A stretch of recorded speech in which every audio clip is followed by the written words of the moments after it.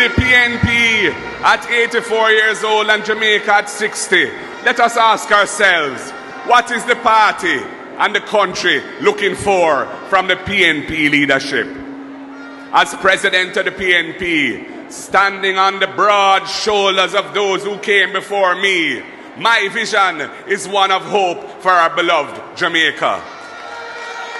We must fix the social, cultural, and economic structures of our country. We will govern Jamaica in a way that empowers Jamaicans to help themselves, to grow and thrive. We cannot miss the mark. But I admit, comrades, that I worry. I worry about where this country is heading on its current path. There is so much trouble in the world and so much trouble in this land. Exclusion, alienation, discrimination, victimization. Time come to draw brakes on all of that, comrades. The work of our political party, the People's National Party, must be to rebuild a positive outlook of hope in this country.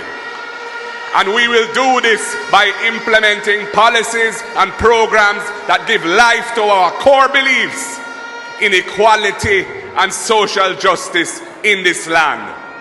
We will build an inclusive and loving Jamaica, a Jamaica where no one is treated as any less because of their color, their language that they speak, their financial position, their background, or which community they live in.